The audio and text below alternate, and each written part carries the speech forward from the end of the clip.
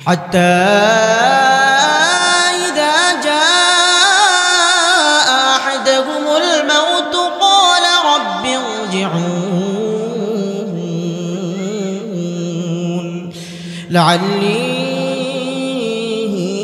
أعمل صالحا فيما تركت كلا إنها كلمة هو قائلها من ورائهم برزخ إلى يوم يبعثون আল্লাহ পাক বলেন হাত্তা ইযা জাআ আহাদুহুল মাউত তাদের কারণে যখন মৃত্যু এসে যায় তখন মৃত্যু থেকে বাঁচার জন্য তখন বলে ক্বালা রাব্বিরজিউন হে আমার রব হে আমার স্রষ্টা হে আমার পালনকর্তা ইরজিউন আমাকে দুনিয়াতে আবার প্রেরণ করুন কেন কেন কেন প্রেরণ করব ওই মৃত ব্যক্তির কাছে যখন ফেরেশতা আসে তখন এই কথাগুলো মৃত ব্যক্তি বলতে থাকেন এবার আল্লাহ পাক বলেন লাআল্লি আ'মালু সালিহান ফীমা তারাকতু কাল্লা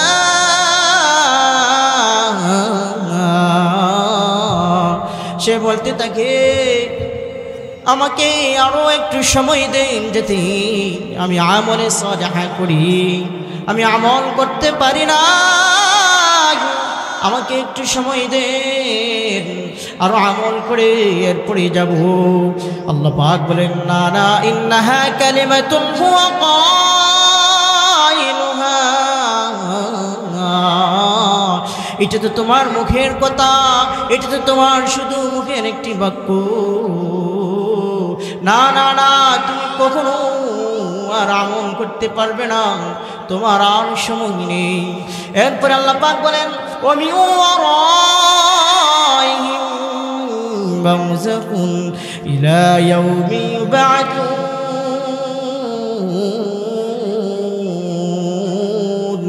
তাদের প্রত্যেকের সামনে রয়েছে আলেমে বারযাখ তথা কবরের জগৎ ইলা ইয়াউমি ইউবআথুন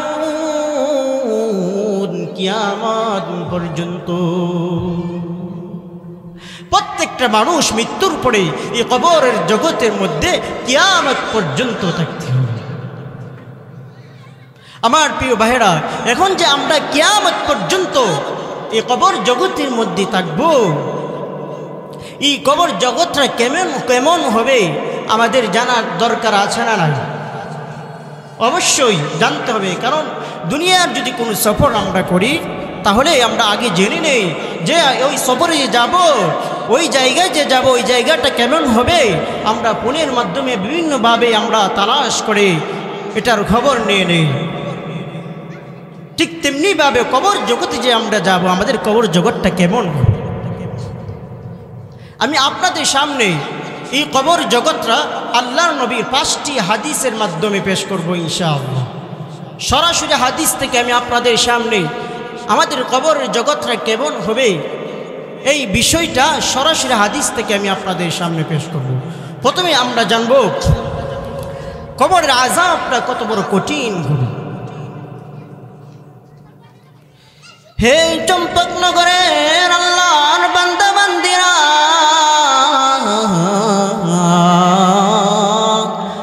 কবরের আযাব কেমন হবে কেমন কঠিন হবে গভীর মনোযোগ দিয়ে শুনো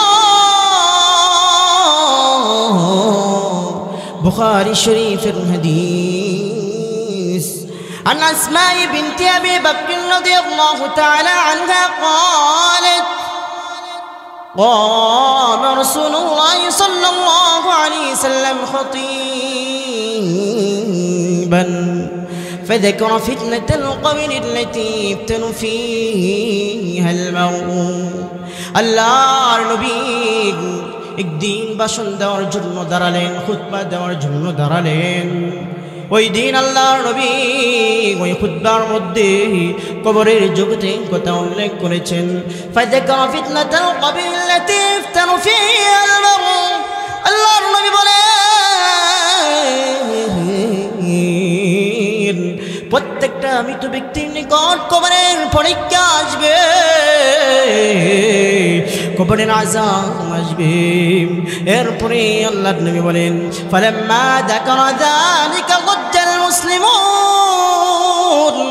যাজ্জাতুন। এই কথাগুলো যখন আল্লাহর নবী পেশ করলেন তখন সকল মুসলমানগণ চিৎকার করে ভয়ে আতঙ্কে চিৎকার করে কাঁদতে শুরু করলেন। ফালাম্মা যাকারা যালিকা যাজ্জাল মুসলিমুন যাজ্জাতান, সকল মুসলমানগণ সকল সাহাবী کرام চিৎকার করে কাঁদতে শুরু করলেন। আল্লাহু আকবার, জোরে বলি আল্লাহু আকবার। আমার ভাইরা, যদি আযাব কঠিন না হতো তাহলে কি তারা চিৎকার করে কাঁদতো কিনা বলেন? আযাব কঠিন, এই জন্যই তারা চিৎকার করে কেঁদেছেন, ঠিক কিনা? এই জন্য আমার ভাইরা, কবরের আযাব বড় কঠিন হবে, বুখারী শরীফের হাদিসের মধ্যে আসছে। এখন আসেন, এই কবরে রাখার পরে আমাদের কি হবে, আমাদের সাথে কেমন ব্যবহার করা হবে, সরাসরি হাদিস থেকে আমরা জানব।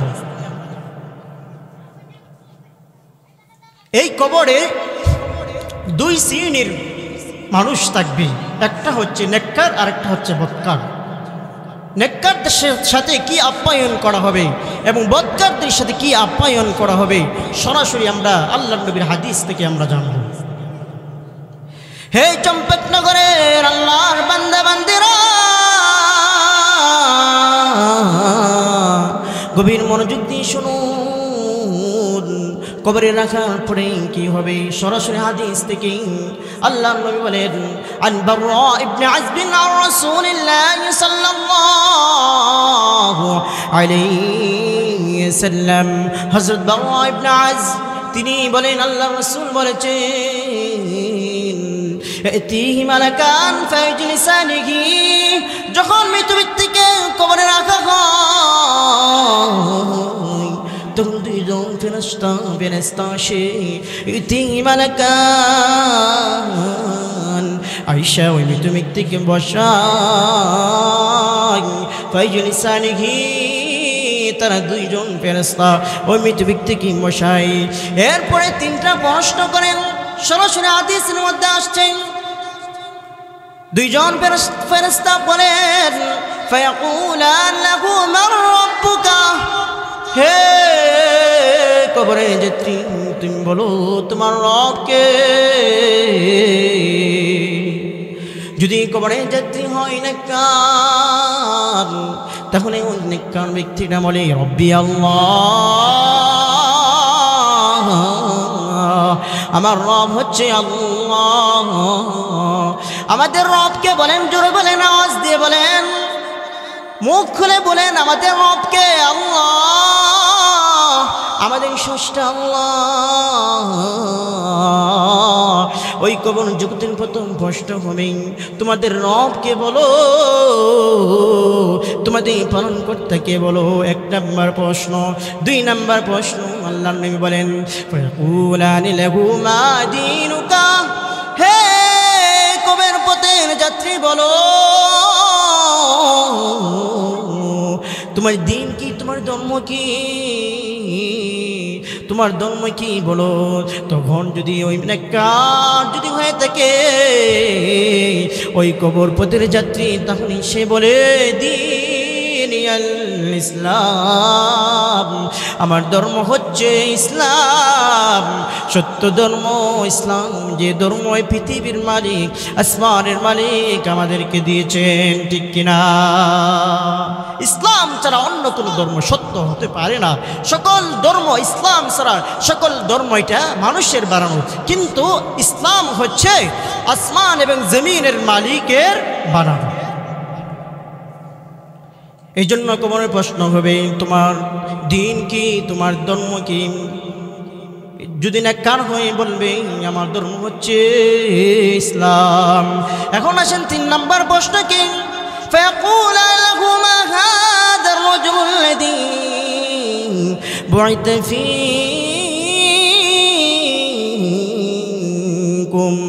3 নম্বর প্রশ্ন, ওই কবর পথের যাত্রীকে বলবে, বলো তো ওই ব্যক্তিটাকে, অর্থাৎ আমাদের নবী মুহাম্মদুর রাসূলুল্লাহ সাল্লাল্লাহু আলাইহি সাল্লামকে দেখে বলবেন, বলো এই ব্যক্তিটাকে তার পরিচয় দাও। যদি নেককার হয় বলবে ফায়াকুল রাসূলুল্লাহ সাল্লাল্লাহু আলাইহি সাল্লাম, তিনি হচ্ছেন আমাদের রাসূল নবী মুহাম্মদুর রাসূলুল্লাহ সাল্লাল্লাহু আলাইহি সাল্লাম। সুবহানাল্লাহ। এইভাবে নেককার ব্যক্তি তার প্রশ্ন উত্তর দিয়ে দিবে। এখন আসেন এরপরে হাদিসের মধ্যে আল্লাহ নবী বলেন, ফাযালিকা কাওলুহু ইসাব্বিতুল্লাহু আল্লাযীনা আমানু বিল কাওলিত তাবিতি ফিল হায়াতিদ দুনিয়া ওয়া ফিল আখিরাহ। এই প্রশ্নগুলো ওই ব্যক্তিরাই দিতে পারবে যারা দুনিয়ার জীবনে রবকে সঠিকভাবে মেনেছে, রবের কথার উপর অটল থেকেছে, রবের আদেশ মেনেছে, তারাই আখিরাতের মধ্যে কবরের মধ্যে সঠিক উত্তর দিতে পারবে। আল্লাহু আকবার। আমার প্রিয় ভাইরা, এবার কি হবে? আল্লাহর নবী হাদিসের মধ্যে বলেন উত্তরগুলো যখন শেষ হয়ে যাবে, আল্লাহর নবী বলেন, ক্বাল ফায়নাদি মুনাদিন মিনাস সামাই আও সাদাকা আবদি ফাফরিশুহু মিনাল জান্নাহ ওয়া আলবিসুহু মিনাল জান্নাহ। একজন ঘোষণাকারী ঘোষণা করবে, আমার বান্দা সঠিক বলেছে, ফাফরিশুহু মিনাল জান্নাহ, তাকে জান্নাতের পোশাক পরিয়ে দাও, ওয়ালবিসুহু মিনাল জান্নাহ, তাকে জান্নাতের বিছানা পরিয়ে দাও, জান্নাতের বিছানা বিছিয়ে দাও এবং তাকে জান্নাতের পোশাক পরিয়ে দাও। শুধু তাই নয়, এরপরে আল্লাহর নবী বলেন, ওয়ালবিসুহু মিনাল জান্নাহ ওয়াফতাহু লাহু বাবান মিনাল জান্নাহ, জান্নাতের সকল দরজাগুলো তার কবরের দিকে দিয়ে দাও। ফাইফতাহু লাহু, এরপরে আল্লাহর নবী বলেন সকল দরজাগুলো, জান্নাতের সকল দরজাগুলো তার কবরের দিকে দেওয়া হবে। সুবহানাল্লাহ। এরপরে আল্লাহর নবী বলেন, ওয়ালা ফাতিহি মিন রাহিহা ওয়া তিবিহা ওয়া ইফতাহু লাহু ফিহা মুদ্দা বাসরিহি,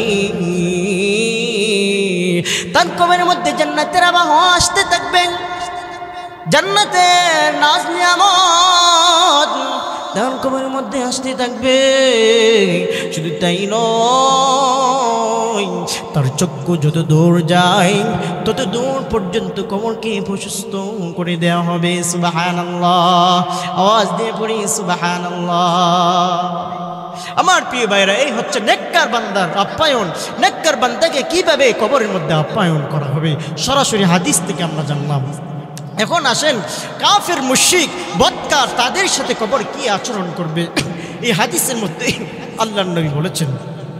এর আগে আমরা জানব যে সমস্ত মানুষদেরকে আগুনে পুড়িয়ে দেয় এবং যারা পানির মধ্যে ডুবে, যাদের অস্তিত্ব থাকে না, তাদেরকে কিভাবে আল্লাহ তাআলা জীবিত করবেন, তাদের সাথে কিভাবে সওয়াল জবাব হবে, এই বিষয়টা আমরা জানব। আল্লাহ পাক মহাগ্রন্থ কোরআনে সূরাতুল মারইয়াম 16 নং পারা 8 নং পৃষ্ঠার মধ্যে বলেন, এই উত্তরগুলো দিয়েছেন, ওয়ায়াকুলুল লিসান ইযা মা মিতু লাসাউফা উখরাজু হাইয়া, মানুষ বলে যখন আমরা মৃত্যুবরণ করব আমাদেরকে আগুনে পুড়িয়ে দেওয়া হবে, কে আমাদেরকে জীবিত করবে, কে আমাদেরকে আবার জীবিত করবে? আল্লাহ তাআলা উত্তর দেন, আওয়ালা ইয়াযকুরুল ইনসান আন্না খলাকনাহু মিন من قبل ولم يك شيئا হে মানুষ শোনো তোমার যে আমি প্রথমে সৃষ্টি করেছি ওই কথাটা তুমি স্মরণ করো প্রথমে যেটা আমি তোমাকে সৃষ্টি করেছি এই জন্য দ্বিতীয়বার আমার জন্য এটা সহজ তোমাকে সৃষ্টি আমি দ্বিতীয়বার করি জানবো আমার ভাইরা দুনিয়াতে যদি কোনো কোম্পানি একটা জিনিস বানায় ওই জিনিসটা দ্বিতীয়বার কোম্পানির জন্য বানানো সহজ হয়ে যায় ঠিক কিনা যদি আমার মোবাইলটা ভেঙে চুরমার হয়ে যায় তাহলে ওই কোম্পানি ওই মোবাইলটা আবার বানাতে পারবে কিনা কারণ ওই কোম্পানি মোবাইল প্রথমে বানিয়েছে আল্লাহ পাক আমাদেরকে প্রথমেই বানিয়েছে আমাদের কোনো অস্তিত্বই ছিল না দ্বিতীয়বার কেন আল্লাহ পাক আমাদেরকে সৃষ্টি করতে পারবে না আমাদের তো কোনো নমুনাই ছিল না কিন্তু দ্বিতীয়বার তো আমাদের নমুনা রয়েছে নমুনা ছাড়াই যেহেতু প্রথমেই সৃষ্টি করেছেন সেহেতু তিনিই আবার দ্বিতীয়বার সৃষ্টি করবে এখন আসে বদকার কাফের মুশরিকদের সাথে কবর কেমন ব্যবহার করবে আল্লাহর নবী বলেন ও আম্মাল কাফিরু ফাযাকারা মাউতাহু ক্বাল ওয়া ইউআদু রূহুহু ফি জাসাদিহি আল্লাহর নবী বদকারদের কথা উল্লেখ করে কাফের মুশরিকদের কথা উল্লেখ করে আল্লাহর নবী বলতেছেন তাদেরকে যখন কবরে রাখা হবে ফাইতিহি মালাকান দুইজন ফেরেশতা আসবে এসে তিনটা প্রশ্ন করবে আগের মতন ফায়াকুল আল্লাহু মা রাব্বুকা তোমার রব কে তখন ওই বদকার কাফের মুশরিক বলবে ফায়াকুল হা হা লা আদরি হায় আমি জানি না আমি তো কোনো কিছু জানি না এবার দুই নম্বর প্রশ্ন ফায়াকুল লাহু মা দীনুকা তোমার ধর্ম কি তখন বলবে তখন ওই বদকার ব্যক্তি কাফের মুশরিক বলবে ফায়াকুল হা লা আদরি হায় হায় আফসোস আমি তো জানি না এবার তিন নম্বর প্রশ্ন করবেন ওই বদকার কাফের মুশরিককে তিন নম্বর প্রশ্ন ফায়াকুল লাহু মা হাদার রাজুল الذي بعث فيكم ما هذا الرجل الذي بعث فيكم ওই যে ব্যক্তিটা দেখা যায় সাইয়্যিদুল মুরসালিন খাতামুন নবীন মুহাম্মদুর রাসূলুল্লাহ সাল্লাল্লাহু আলাইহি সাল্লাম তিনি কে তুমি বলো তখন ওই ব্যক্তি বলবে ফায়াকুল হা হা লা আদরি হায় আফসোস আমি জানি না এবার আসমান থেকে ঘোষণা করবে ক্বাল ফাইনাদি মুনাদিম মিনাস সামা আন কাযিবা এই বান্দা মিথ্যা বলেছে সে বদকার ফাফিশু মিনান নার জাহান্নামে পোশাক তাকে পরিয়ে দাও জাহান্নামে বিছানা তার নিচে বিছিয়ে দাও ওয়াফিশু এবং জাহান্নামী পোশাক তার পরনে পরিয়ে দাও শুধু তাই নয় এরপর আল্লাহর নবী বলেন ওই বদকার ব্যক্তির কবরকে সংকীর্ণ করে দেওয়া হয় কেমন সংকীর্ণ আল্লাহর নবী হাদিসে বলেন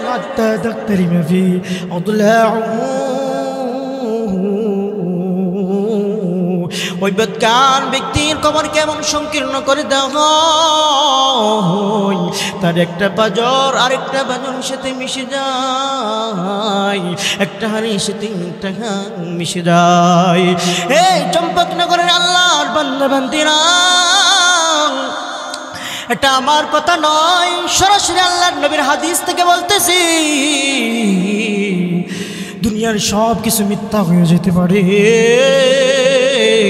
কিন্তু আল্লাহর নবীর হাদিস মিথ্যা হবে না কোরআন মিথ্যা হবে না আজ থেকে ১৩,০০০ বছর আগে কোরআনকে নাযিল করা হয়েছে এখনো পর্যন্ত এই কোরআনের মধ্যে কেউ বদল ধরতে পারে না বোঝা গেল কোরআন এবং হাদিস হচ্ছে সত্য ঠিক কিনা এই জন্য আমার ভাইরা সরাসরি হাদিস থেকে বলতেছি আল্লাহর নবী যা বলেছেন সব হচ্ছে সত্য এরপরে আল্লাহর নবী হাদিসের মধ্যে বলেন তুম্মা ইয়াকাইদু লাহু আমা আসাম্মু মাহু মারজাবাতুন মিন হাদিদ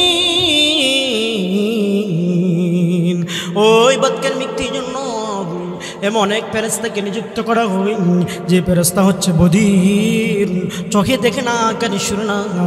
এরপর আল্লাহর নবী বলেন, মাহু মারজাবাতুন মিন হাদীদ, ওই ফেরেশতার নিকট লোহার এক মুখন দেওয়া হয়। এমন লোহার মুখন আল্লাহর নবী বলেন, যদি এই লোহার মুখনকে পাহাড়ের মধ্যে আঘাত করা হয়, তাহলে দুনিয়ার পাহাড় চূর্ণ বিচূর্ণ হয়ে যাবে। এমন বড় মুকুর দেওয়া হয়। এবার ওই ফেরেশতা ফায়দুরিবহু দরবাতান, ওই মুকুর দিয়ে তাকে এমন আঘাত করে। আল্লাহর নবী বলে, ইসমাউ মা বাইনাল মাশরিকি ইল্লা আত-তাকলাইন, দুনিয়ার সকল মাখলুকগুলো শুনতে থাকে, পূর্ব পশ্চিমের যত মাখলুক আছে সবাই শুনতে থাকে, কিন্তু জিন এবং ইনসান শুনে না। জিন এবং ইনসান ব্যতীত সকল মাখলুকগুলো এই আওয়াজ চিৎকারগুলো শুনতে থাকে। আল্লাহু আকবার, জোরে বলি আল্লাহু আকবার। আল্লাহ, এত কঠিন আযাব কিভাবে আমরা সহ্য করব? এই জন্য আমার ভাইরা, এই কবরের আযাব থেকে বাঁচার জন্য, এই কবরের কঠিন আযাব থেকে বাঁচার জন্য আল্লাহ তাআলা আদেশ অনুযায়ী জীবনকে চালাতে হবে, ঠিক কিনা? আল্লাহর আদেশ অনুযায়ী যদি আমরা জীবনকে চালাই, তাহলে আমরা কবরের আযাব থেকে বাঁচতে পারি। আমার ভাইরা, আমি আপনাদের সামনে আলোচনা করতেছিলাম হাদিসের আলোকে কবরের জীবনটা কেমন হবে, সরাসরি হাদিস থেকে আমরা জানবো। এখন আসেন 2 নম্বর হাদিস। এই হাদিসের মধ্যে সাহাবায়ে কেরাম যে কবর দেখলে তারা চিৎকার করে কাঁদতো, এই হাদিসের মধ্যে আসছে। আমাদের তো কোনো কবর দেখে আমাদের কোনো চিন্তা আসে না। কবরের সামনে গিয়ে আমরা হাসাহাসি করি। কবরের মধ্যে যে আমাদের পূর্বপুরুষগুলো শুয়ে রয়েছে, আমাদের কোনো চিন্তাই নেই। আমরা যে কবরে যেতে হবে এই চিন্তাই আমাদের। অথচ আল্লাহর নবী সাহাবী হযরত উসমান রাদিয়াল্লাহু তাআলা, তিনি কেমন সাহাবী, জান্নাতের সার্টিফিকেট প্রাপ্ত সাহাবী। আল্লাহ তাআলা তাকে জান্নাতের, দুনিয়া থাকতে জান্নাতের সার্টিফিকেট দিয়েছেন। ওই উসমান কবরের পাশে গেলে কাঁদতে কাঁদতে তার দাড়ি মুবারক ভিজে যেত। এই ব্যাপারে আমার 2 নম্বর হাদিসটা আপনারা শুনেন। আন উসমান রাদিয়াল্লাহু তাআলা আনহু কান ইযা ওয়াকাফা আলা কবরিন ফাবাকা হাত্তা ইয়াবুদ লাহিয়াতাহু।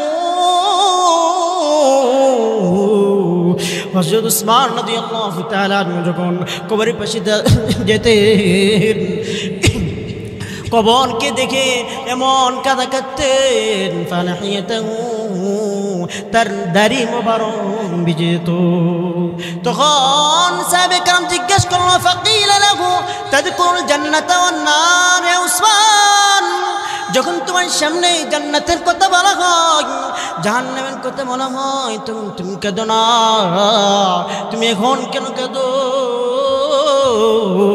উসমান উত্তর দেন, فقال إن رسول الله صلى الله عليه وسلم إن القبر أول منزل من منازل الآخرة। উসমান রাদিয়াল্লাহু তাআলা উত্তর দেন, আল্লাহর নবী বলেছেন কবর হচ্ছে আখিরাতের মঞ্জিলের প্রথম মঞ্জিল, প্রথম ঘাটি। ওই ঘাটির মধ্যে যদি কেউ ধরা খেয়ে যায়, তাহলে তার অন্য ঘাটি সে পার হতে পারবে না, বড় কঠিন হয়ে যাবে। ফাইন নাজা মিনহু ফামা বা'দাহু আইসারু ওয়া ইল্লাম মিনহু ফামা বা'দাহু আশাদ্দু মিনহু। যদি এই কবরের প্রথম ঘাটিকে কেউ পার হতে পারে, তাহলে সামনের ঘাটি সহজ হয়ে যাবে। এই জন্য আমি কাঁদি রে, এই জন্য আমি কাঁদি। এরপর উসমান বলেন, ফাকালা ইন্না রাসূলুল্লাহি সাল্লাল্লাহু আলাইহি ওয়াসাল্লাম মা রাআইতু কাত্তু মানজারান ইল্লা ওয়াল কবর। হে উসমান বলতেছেন, হে সাহাবায়ে কেরাম শুনো, আল্লাহর রাসূল এই কথা বলেছেন যে কবরের ভয়ঙ্কর আযাব থেকে আর কোন কঠিন আযাব, ভয়ঙ্কর আযাব আমি আর দেখি নাই। আল্লাহু আকবার। আল্লাহ নবী বলেছেন এত কঠিন হবে রে। এই জন্যই তো আমি উসমান কবর দেখে নেই কাঁদি। ও চম্পকনগরের আল্লাহর বান্দা বান্দীরা, কবরের কথা কি মনে পড়ে না? কবরে কি যাবে না? কত মানুষ তো প্রতিদিন চলে যায়। তোমার সামনের বাড়ির মানুষ চলে যায়, তোমার সাথে চলে যায়। একসাথে চলতাম, চলে গেছে। কোথায় গেছে, কি নিয়ে গেছে, কোনো চিন্তা কি তোমার হয় না? তুমি কি নিয়ে যাইবা, তোমার চিন্তা কি হয় না? আর কখন হবে? মৃত্যু এসে গেলে আর কোনো পার না, আর কোনো পার পাবে না। ওই সময় আর কোনো সুযোগ নেই। আমার ভাইরা, এখন আসেন 3 নাম্বার হাদিস শুনবো আমরা কবর জগৎ সম্পর্কে। কবর জগৎ এত বিপদ, এত বড় কঠিন অবস্থা। আমরা কিভাবে আমাদের মাইয়িতদের জন্য, আমাদের মৃত ব্যক্তিদের জন্য আমরা সহযোগিতা করতে পারি, এই বিষয়ে 2টা হাদিস শুনব। কারণ দুনিয়ার মধ্যে যখন কোনো মানুষ বিপদের মধ্যে পড়ে যায়, তখন আমরা এগিয়ে আসি তার বিপদ থেকে উদ্ধার করার জন্য। আমাদের বাইরা কবরের মধ্যে বিপদের মধ্যে থাকবে, আমরা কিভাবে তাকে উদ্ধার করব, এই বিষয়ে আমি 2টা হাদিস বলে আমি শেষ করে দিব। عن جابر رضي الله تعالى عنه قال خرجنا مع رسول الله صلى الله عليه وسلم إلى معاد بن جبل حين توفي। হযরত জাবের থেকে বর্ণিত, তিনি বলেন আমরা আল্লাহর রাসূল এসে একদিন হিনা তুফিয়া, যখন ইলা মুআদ ইবনে জাবাল যখন মৃত্যুবরণ করলেন, তখন আমরা আল্লাহর রাসূলের সাথে বের হই। এরপরে ওই সাহাবী বলেন ফালাম্মা সাল্লা রাসূলুল্লাহি সাল্লাল্লাহু আলাইহি ওয়াসাল্লাম, আল্লাহর নবী জানাজার নামাজ পড়লেন। ওয়াদিআ ফি কবরিহি ওয়া সুমি আলাইহি, এবং ওই সাহাবীকে কবরে রাখলেন। ওসুমে আলাইহি, ওই কবরকে সমান করে দিলেন। এবার আল্লাহর রাসূল কি করলেন? সাব্বাহা রাসূলুল্লাহ সাল্লাল্লাহু আলাইহি ওয়াসাল্লাম সাব্বাহনা তাওয়িলান তুম্মা কাব্বারা ফাকাব্বারনা। সাহাবী বলতেছেন আল্লাহর রাসূল তাসবিহ পড়া শুরু করে দিয়েছেন, সুবহানাল্লাহ, আলহামদুলিল্লাহ, তাসবিহ পড়া শুরু করে দিয়েছেন। এবার আমরা আল্লাহর রাসূলকে জিজ্ঞাসা করলাম, ইয়া রাসূলুল্লাহ লিমা সাব্বাহতা তুম্মা কাব্বারতা, কেন আপনি তাসবিহ পড়তেছেন, কেন আপনি তাকবীর পড়তেছেন, আমাদের কি বলুন? তখন আল্লাহর রাসূল বলতেছেন ফাকালাত দুআ আলা হাদাল আবদ সালিহ, এই নেককার বান্দার কবরটা সংকীর্ণ হয়ে গেছে, এই জন্য আমি তাসবিহ পড়তেছি। আমার তাসবিহ পড়ার কারণে, তোমাদের তাসবিহ পড়ার কারণে আল্লাহ পাক তার কবরকে প্রশস্ত করে দিয়েছেন। সুবহানাল্লাহ। এই জন্য আমার ভাইরা, কবরে রেখে মাইয়িতদের জন্য দোয়া করতে হবে, তাসবিহ পড়তে হবে, আল্লাহু আকবার, সুবহানাল্লাহ, এগুলো পড়ে পড়ে তাদের জন্য দোয়া করতে হবে। একজন সাহাবীর কবরে কবর যদি সংকীর্ণ হয়ে যায়, আমাদের কি অবস্থা হবে? চিন্তা করুন, চিন্তা করে আমাদের জীবনকে সাজাতে হবে। আমার প্রিয় ভাইরা, এখন আসেন আমার 5 নম্বর হাদিস। এই হাদিসের মধ্যে আল্লাহর নবী আরেকটা শিক্ষা দিয়েছেন কবরবাসীর জন্য আমরা কি করব। عن عثمان رضي الله تعالى عنه قال كان النبي صلى الله عليه وسلم إذا فرغ من دفن الميت وقف عليه فقال استغفروا لأخيكم ثم سلوا له بالتثبيت فإنه الآن। হযরত উসমান রাদিয়াল্লাহু তাআলা আনহু হাদিস বর্ণনা করেছেন, তিনি বলেন আল্লাহ রাসূল যখন কোনো মাইয়িতকে কবর রাখতেন, কবরে রেখে আল্লাহ রাসূল ইস্তিগফার করতেন এবং সকলকে বলতেন ইস্তাগফিরু লিআখিকুম, তোমরা তোমাদের ভাইয়ের জন্য ইস্তিগফার করো, কারণ তুম্মা সালুনাহু বিতাসমিদ, এখন তার সওয়াল জম হবে, এখন তার সওয়াল জবাব হবে রে, তার সওয়াল জবাব যেন সহজ হয়ে যায়, এই জন্য তোমরা তার জন্য ইস্তিগফার পড়ো। আমার ভাইরা, যদি আযাব কঠিন হতো আল্লাহর নবী কি বলতেন যে তোমরা ইস্তিগফার পড়ো, তোমরা তার জন্য দোয়া করো, বলতেন? আল্লাহর নবী কথা বলতেন না। মাইয়িতকে এই জন্য মাইয়িতকে কবরে রেখে ইস্তিগফার করতে হবে, তাদের জন্য দোয়া করতে হবে।